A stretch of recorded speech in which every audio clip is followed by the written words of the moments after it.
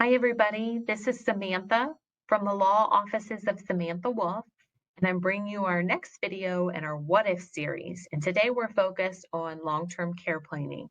So today the question is, what if I need a nursing home? What assets would be available for my care? And so the answer to that is to take what assets are exempt, and then everything else would be available. So if you're a single individual, then depending on the income that you receive every month, you'd be allowed to keep a certain number of assets.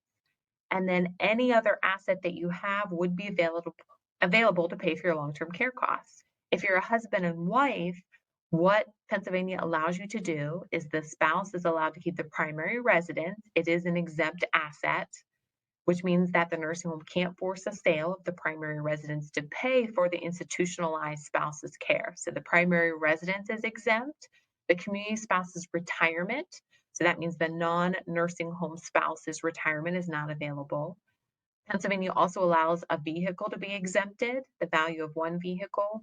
And then lastly, Pennsylvania allocates a certain amount that the community spouse is allowed to keep. And that adjusts every year. So right now we're about at 130,000. So that means that the spouse would be allowed to keep those assets. Any other asset would be available to pay for the institutionalized spouse's care, regardless of how it's titled, meaning that if it's individually titled, or if it's jointly titled, or even if it's just in the community spouse's name, those assets, to the extent they're not exempt, would be available for long-term care costs. If you have any questions about what assets are available and what you can do to protect those assets, you're always welcome to reach out to our office at 717-655-2676, and we're always happy to meet with you and talk about those options. Thank you so much.